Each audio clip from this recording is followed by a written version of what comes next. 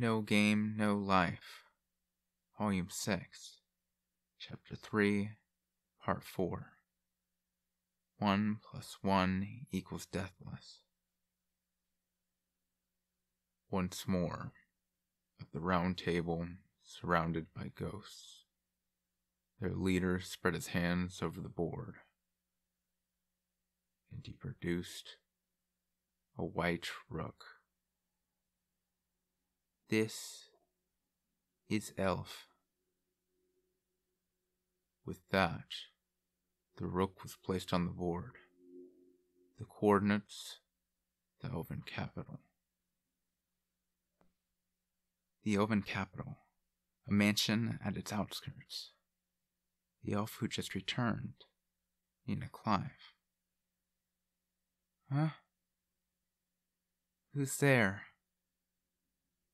Sensing the presence of an intruder, immediately cast spells of detection and illumination, and put up her guard. Deep in the fringe's darkness, as if melting into the shadows, a figure in a robe sat at a table, covered in rags and pelt, with a fur robe and a hood low over its eyes. The shade spoke. How do you do? I'm afraid I've made myself at home. Despite the shadow's fluent elven and sociable air, the elf quickly wove an attack spell. It did not fire. This was due to the result of the second rite she'd simultaneously deployed, an analysis spell. Identification impossible. Identity unknown. The shade sneered. You must be surprised. Though her visitor might well disguise his appearance, the elf could not have foreseen that magic would be unable to reveal his true form. Thus, she had to ask, May I inquire who you are? She couldn't make any rash moves against an unknown adversary. The shadow smiled. Let me introduce myself simply as a ghost. And I'll also volunteer that I am neither your enemy nor your friend. Of course, the elf used her magic to determine the veracity of his words. The ghost already knew what that would yield. That he was a ghost was false, and the rest was true. That's what her magic would tell her. It is indeed the case that I'm neither your friend nor your enemy. The ghost smiled thinly. Your circumstances must be quite pressing to invite yourself into another's home, I presume? Asked the elf, unable to grasp his purpose. Most pressing indeed. Otherwise, would a mere human dare sneak into the city of Elf? I was hoping we could play a simple game. Come again? The chips we shall bet are information. If you win, I shall provide mine, and if you lose, I shall receive yours. Nina remained wary, but the ghost sneered to himself and said that was fine. The elf called Nina Clive was a keen thinker and the finest mage of her generation. It was for that very reason he'd chosen her as his contact. Her visitor voiced her concerns for her before she even had a chance to formulate them. Ships without collateral, like unverified information, don't make much of a wager, you say? Yes, I suppose I do. Nina treaded lightly, fearing that her visitor might have read her mind. Naturally. A keen thinker, when faced with an unknown opponent, will consider the worst possible scenario first. In this case, a race above her own. But she was also too clever to humbly withdraw. three possibilities still coexisted: that he was of a higher, a lower, or the same race. Given this, the ghost smirked, thinking, "She'll definitely accept the game." "Then let me offer you one on the house. I shall prove to you that the game's stakes, regardless of veracity, hinge on information you cannot afford to ignore." Yes, at the mere mention of this term, she would definitely play the game. Akasin Anse has been discovered by dwarf. What would you say to that?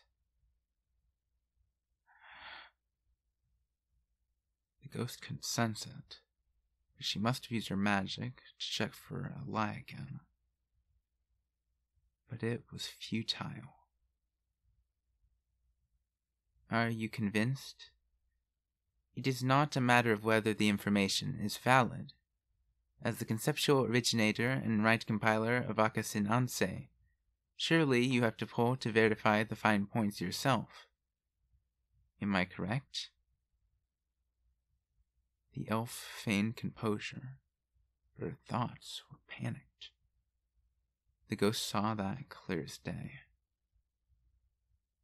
Akasin Anse, the Devoy Zeroth guard, was such a vital secret that even the identity of its conceptual originator was kept under wraps.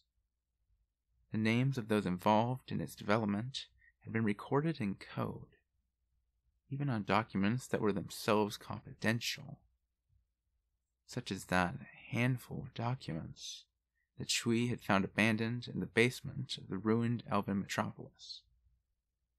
In the elf's eyes, not privy to this detail, the ghost must have appeared positively omniscient. Yes, regardless of his identity, rash moves against him would clearly be ill-advised.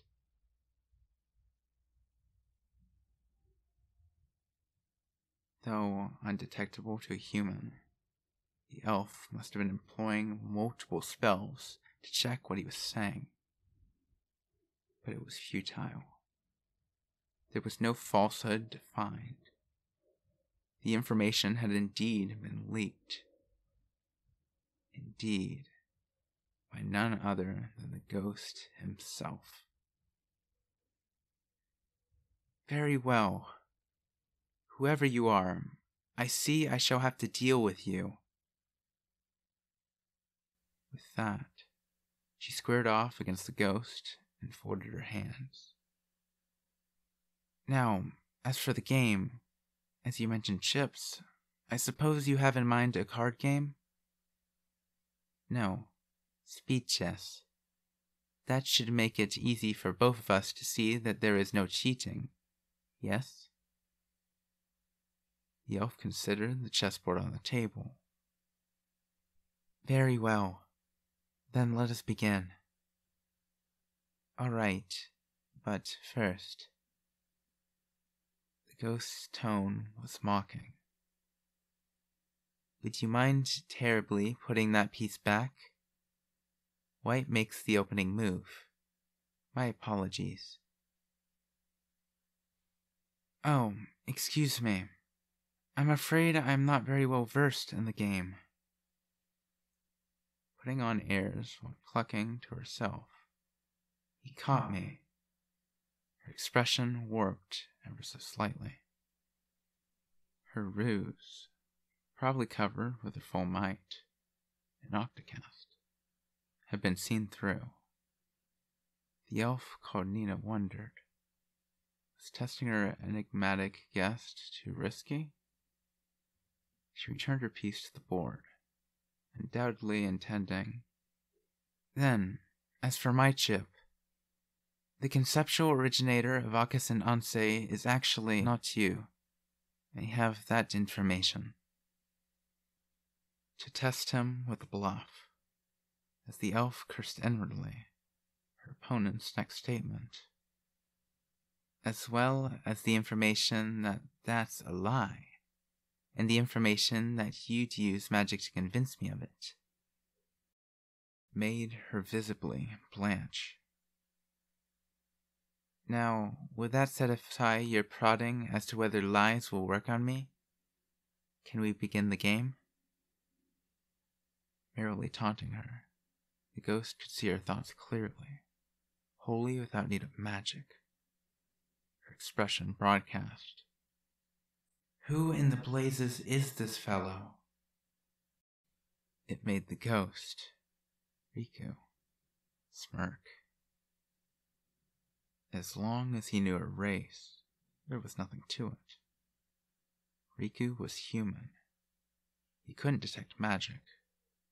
He'd be unable to sense that the piece had been moved. But he could predict what the sharpest wit and finest mage of a generation of elves would do when presented with a prearranged chessboard by a stranger. So, he'd refrained from mentioning which piece had been tampered with, and disinclined her from using a spell to make him believe her. It had been a bluff, of course, but it didn't look that way to her. It couldn't. He was bluffing a lot, and if he flubbed even one, it would be over. The notion of walking such a tightrope. To her, it was inconceivable. The human weakness that demanded such things? Inconceivable. And thus her inevitable conclusion. She could not detect a hint of magic, such as the disguise, from the ghost. Neither could she tell if he was lying. That required magic that not even she, an octocaster unparalleled in the present, legendary by measure of the past, could pierce. With such might at his disposal, she would be helpless to resist her guest in any case. He'd even seized the upper hand in their psychological battle, allowing her a glimpse of information she could not ignore. That he was neither enemy nor friend. She had no choice but to trust those words and try to extract his information. Just as the ghost had said, she could verify it after the fact herself. But having collected her thoughts to this point, suddenly, you can decide for yourself the information you wish to wager. Should it be deemed that said information holds no value, though, an alternate demand may be made. How's that? She found herself at risk of being forced to disclose secrets that were too compromising. The ghost's tone gave the impression he'd been waiting for her to catch up, and the elf clucked. Why had Riku targeted this elf? She was the compiler of Akasianse, thought to be elf's ultimate weapon, and possessed vast knowledge. Further, she was an exceedingly accomplished mage with a sharp wit, an outstanding intellect. That was why he had chosen her, because that's all she had. Intellect underscored by the power to destroy everything if it fell short, versus intellect honed to walk the tightrope of human frailty and foolishness. For her to contend with humans, with the weakest, on intellect was a futile endeavor, all of which led to her current predicament. In other words, if I demand your identity, then I shall demand that you wager information that is exceedingly inconvenient for you. Yes, thought the elf. In the end, that was what he was after. She should abandon optimism and assume the enemy would reveal all her lies. Then she should draw out whatever information she could, using it to ferret out the identity and purpose of this so-called ghost. Very well. Let us begin the game, neither friend nor foe. I posit that you mean no harm." Riku cackled to himself at these words. He knew it. Because she was strong. Because she was proud. For all these reasons, she was easy to read.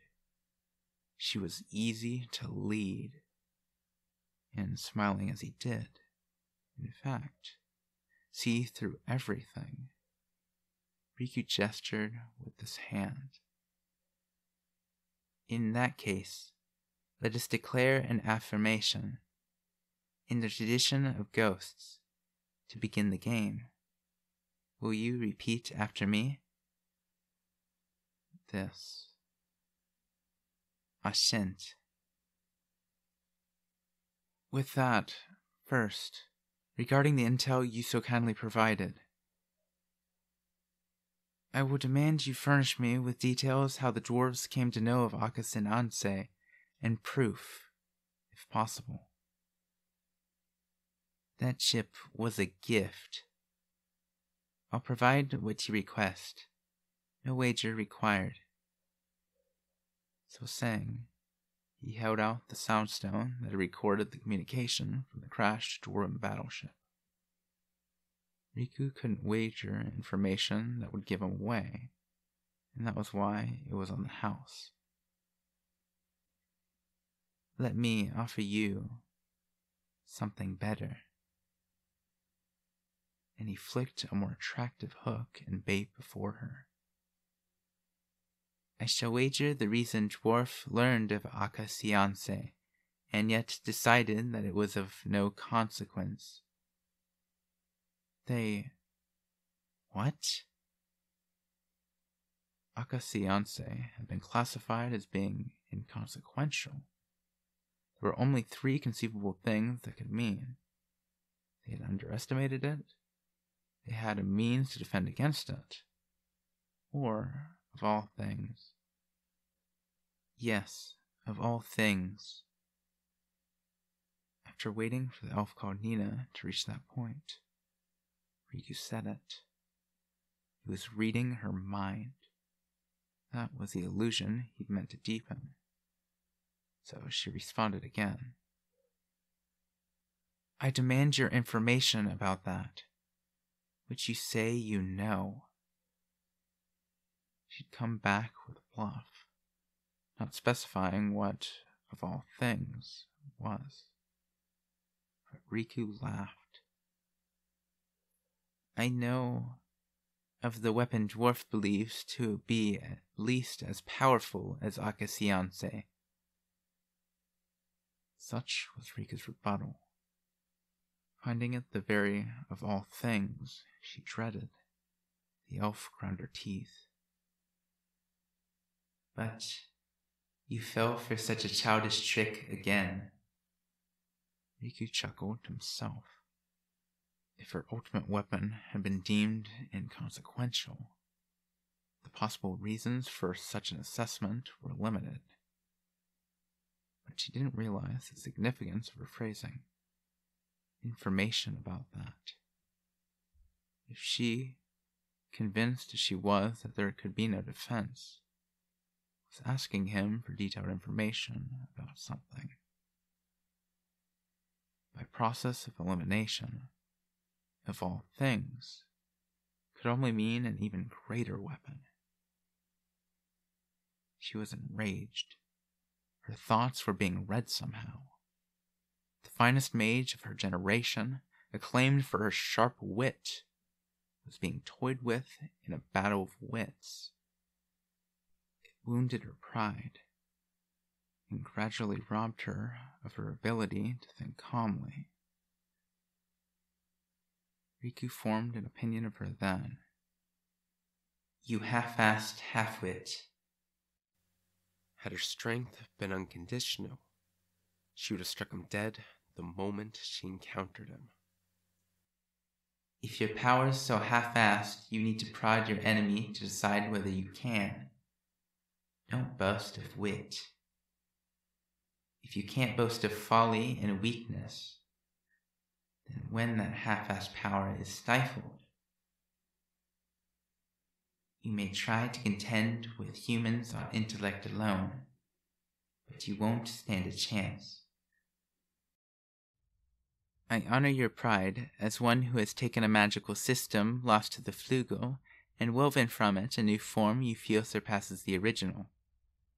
Should you defeat me, I shall tell you the details. What do you wager? With a sigh, Rika recited the information the ghosts and Shui had collected, maintaining his composure all the while. The elf called Nina bit her nails and racked her brain. How about the number of Akasianse units currently available for deployment, and information on the carriers upon which they can be mounted? Your quick understanding delights me. You live up to your reputation as the most sharp-witted of elves. A weapon that surpassed Akasianse. Its very existence was a startling piece of information. To reveal the details, she understood that he could hardly agree but for a considerable price. What a dangerous gamble that would be. Riku could only imagine. Still, utilizing the advantage he'd already seized, making a point of using it to shake her as well, he asked, "By the way, could you tell me exactly what will happen to you if the fact you leaked this information came to light?" "I'll be convicted of treason on grounds of leaking critical national secrets and executed without so much as a summary trial, I imagine." The elf glared at Riku, interpreting his question, the answer to which struck her as obvious, as an attempt to steal her concentration from the game. But Riku gaped inwardly. Wow! Shocked by this revelation beyond his expectations. The thing was, the details of Akasianse were a complete mystery to him. He knew the name and developers, and the dwarves' reaction to the line of bullshit he tossed to them about a weapon of mass destruction. But now, reaction finally started bringing the bigger picture into focus. Defiantly, the elf went even farther, feeding him nice information.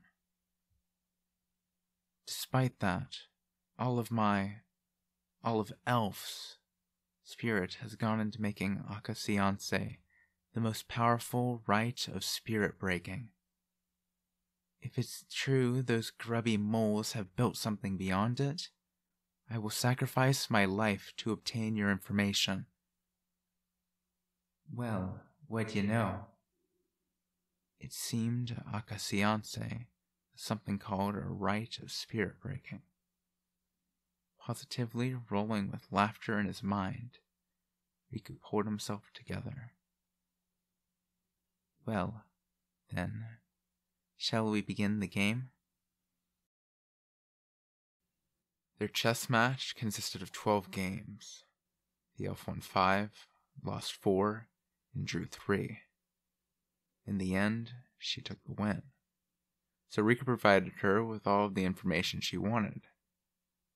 Correction. The information he wanted to give her, while obtaining much of the information he wanted. But the elf, supported by the table, put her head in her hands and groaned. Detonate the ether of deactivated old day? Those filthy moles, they're unhinged. Meanwhile, Riku, lowering his face, couldn't help but think, who are you to talk? Keeping up the pretense that he knew what Akasianse was, he collated the intel she revealed to arrive at the right's principle. The one who'd come up with a way to make a phantasma self-destruct, call someone else unhinged? It's not even funny. This world has reached a point where everyone and anyone in it is insane. Complaining to himself as he rose to slip past the head-clutching elf. Hold it, you. Riku was brought up short. By now, I've no inclination to pry into who you are or how you came upon such information, and until I verify it, I can only treat it as suspect. That's fine. A wise decision. But there's just one thing. Sharp eyes. Were it not for certain circumstances, even Riku's poker face would most certainly have buckled. Facing her visitor with a look to kill, sharpened like a knife, the elf made her point. There were movements in our matches where you moved as if trying to lose. Let me ask you just one more time. Depending on his answer, regardless of who he might be, she would attack unconditionally with every means of injury known to her. Even if it might sail back on her, her gaze indicated she was prepared to do so. Are you an enemy? Are you a friend? But unfortunately, this marks my second time informing you that I am neither your enemy nor your friend, but... Riku smiled. To him, at this point, a look as murderous as hers was less than a gentle breeze. To those who had lived hand in hand with death, a look to kill was nothing more than an adorable little wish. If this answer fails to satisfy you, I shall add this. Having lived through the aforementioned adversity, Riku spoke from his heart. I wish for as few of you to die as possible. All right, Mr. Ghost. So you mean to ask me, and no one else, what I will do with this information? She must once more have checked his truthfulness, using all 8 threads of her magic. There could be no falsehood, for these were Riku's true feelings. That being the case, even if she could not grasp his purpose, even if he was neither friend nor foe, I'll just conclude that you bear us no ill will, which is exactly what you want, yes? So, with a smirk, the elf called Nina. No. By the way... Suddenly, she changed her tone. No, her very personality. I knew a few things, Mr. Ghost, that even you do not know. As if an entirely different person, the elf. Nina Clive is an alias. My real name... Confided with a soft smile that suggested the warmth of the hearth. Why, it's Think Narvalin. And she tittered.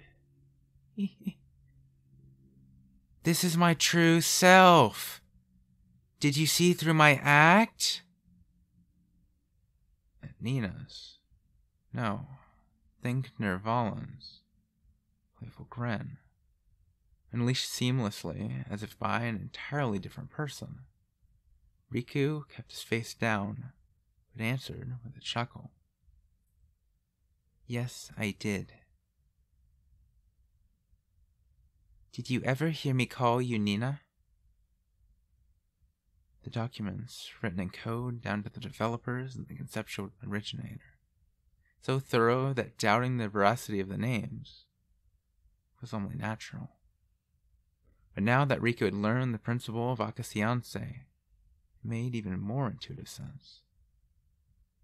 Think Narvalin wasn't stupid enough to publish such an insane scheme under a real name.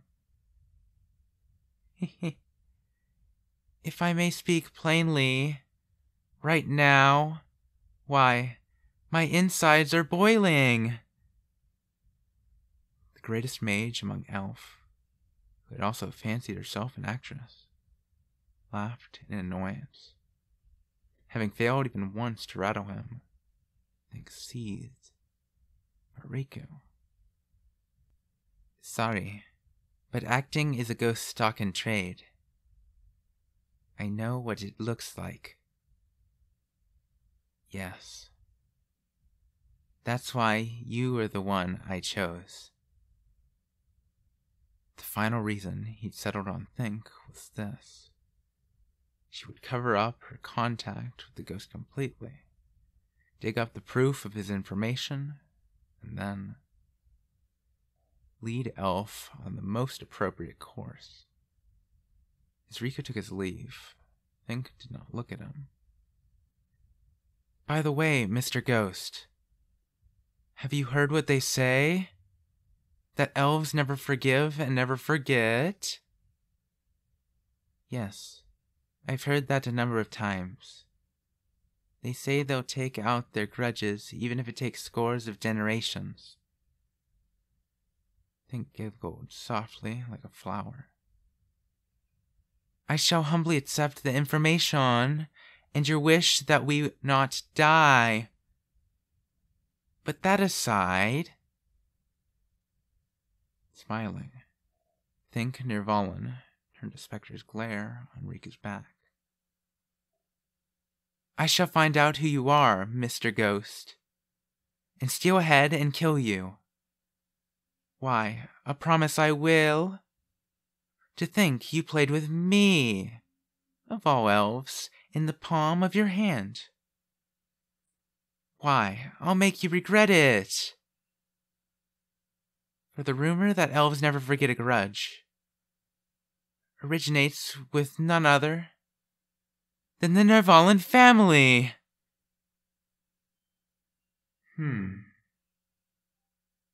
I admit that this is the first time I've heard of this, and I already regret provoking a rather troublesome opponent.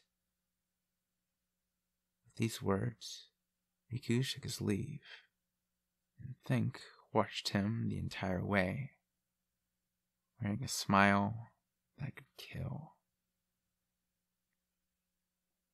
Riku, hurry! Drink this. In a shack some distance from Think's mansion, Chui desperately rushed to cure Riku, who writhed in agony, feeling as though he might lose his consciousness and his life any moment. The hallucinatory feeling that someone had poured molten iron into all his blood vessels prevented him from even screaming. No, maybe it's not a hallucination. He laughed to himself, pretending to be a ghost before Elf, the race with the highest magical aptitude of them all. And, of all the elves, the very finest mage. Under normal circumstances, the spirits in his body would have been, and he'd have been laid bare in a plank. So what could he do? It was simple. Become unidentifiable. We have to get the dead spirits out, fast, or you'll die, Riku. Chui fed Riku her decontamination fluid, the ex machina equivalent of blood, and squealed. Yes, he could just ingest the black ash, intentionally contaminating himself with dead spirits, broken spirits, dead spirits upsetting his own, inside and out, devouring him, destroying him. Even the finest of mages would be unable to identify a body beset by spiritual contamination. One with a fine wit would have been that much harder pressed to imagine it. Such a suicidal act.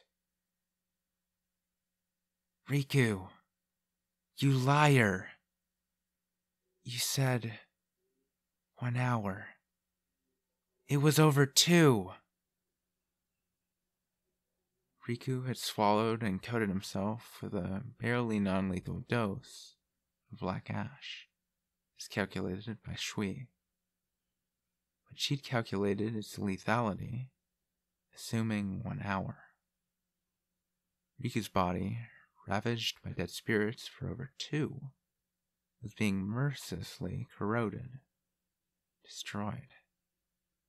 If he wasn't decontaminated fast, just as Sui had said, it would kill him.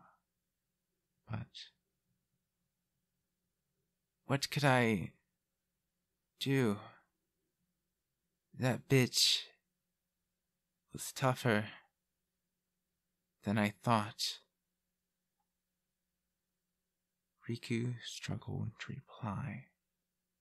He hadn't thought it possible that someone could be better at chess than Shui. Think Nervalan might not have been able to beat her, but she'd put up a good fight. He thought back sardonically. Trying to lose? How nice of her. What an overestimation. He'd gotten the information he needed, but otherwise, he'd fought for real and lost. It was all thanks to successful bluffing. One wrong step, and he'd just been dead. Riku! Just a little more. So, hold on. If Shui's decontamination failed, in any case, it didn't look like he'd have to wait long. At the very least, his skin would probably never be the same. He'd seen many times how people ended up when they came into direct contact with the ash. Burned and befouled, those scars were for life. However many more years he might live, however things might go, Riku would spend the rest of his life wrapped in bandages. It wasn't just on the surface. His innards must have been likewise affected.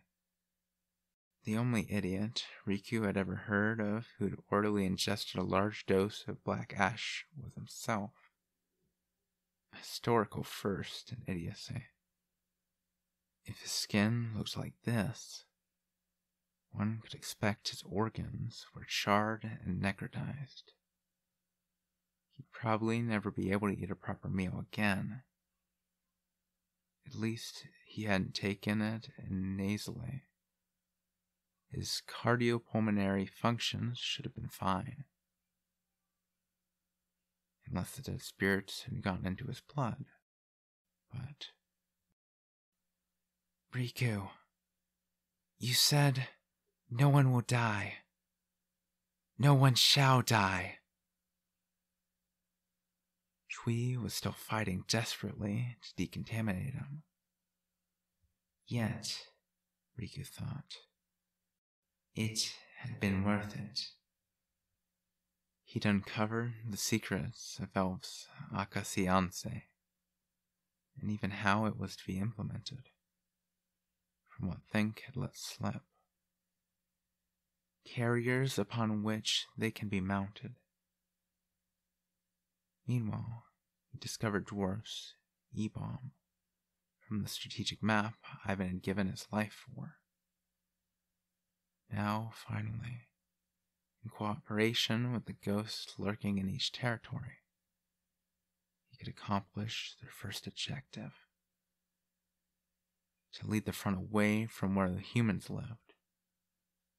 And then, Riku laughed to himself. The final move almost seemed within reach. But hey, Shui, how much longer you think I've got to live? point of his question had been whether or not he could make it to that last move, which we turned on him atypically, with a glare full of rage. "You shall not die. You shall live until I die. Riku."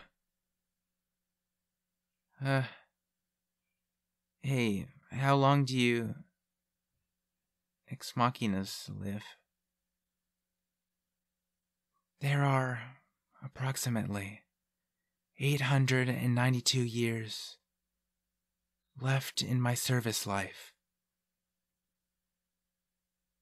This answer, despite his being assailed by pain that made it feel as if his whole body might crumble, made Riku smile.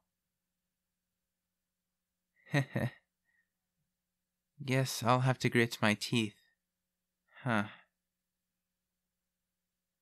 This really isn't the place for me to kick the bucket. Anyhow. Once more, as his ghost surrounded the round table, their leader spread his hands over the board. Most of the race's pieces had already been situated, with over 10 arrayed.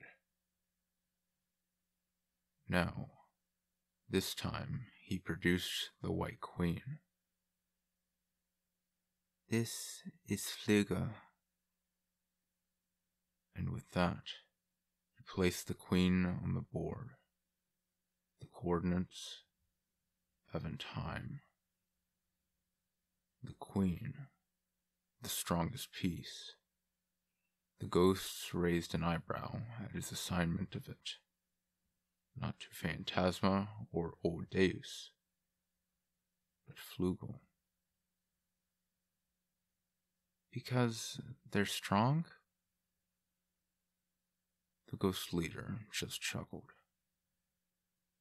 There is that, but it's because they don't grow. No one was sure what he really meant, but then one of the ghosts commented on the fact that the board had been set with white pieces only. But look, you've made them all white. They're all on our side? That's right. We shall win. Without taking a single piece. We have no enemies. Hey, but then how will you know that we've won? Hearing this, the head of the ghost smugly displayed the Black King. If we get this guy, we win. You say we're gonna win without taking a single piece. But then we do have to kill someone? With this question, the ghosts bathed their leader with puzzled stares. However, seemingly suppressing a grin, he held out the Black King. Did you not hear me? The rules are absolute. No one will die. Because the Black King. And, emphatically slamming it onto the board, he declared, Is this guy. Of all the ghosts assembled there, only their leader, with his conviction, smiled.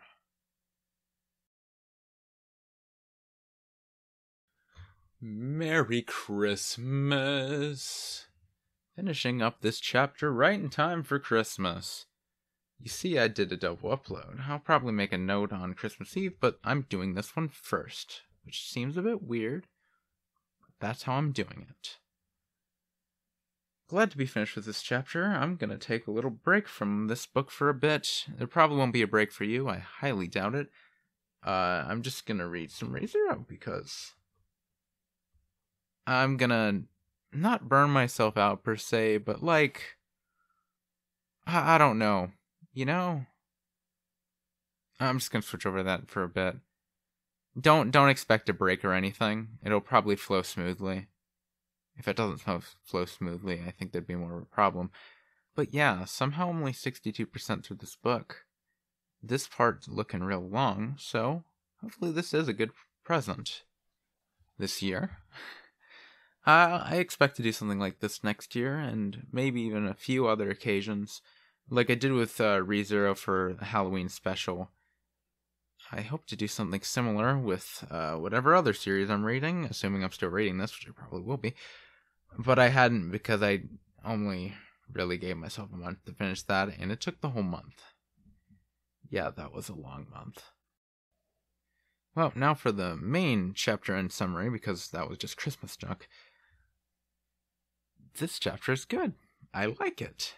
It's getting interesting, seeing 1v1s reminds me a lot of some of the earlier books. Of course, not to the same level, since this guy's not sort of Shiro. I mean, they're a force of nature, man. The deeper voice actually wasn't a modulator, if you could believe it. It's just me talking deeper. And I did it because for those sections, the whole thing was bolted out. And I figured I had to make it somewhat audibly distinct, but I didn't exactly know how to do it. So hopefully that sounds good. Well, anyways, thank you for listening. If you indeed have gotten to this point, please hit a like if you liked it and subscribe if you want to hear more from me. And I suppose I'll see you guys next time. Goodbye.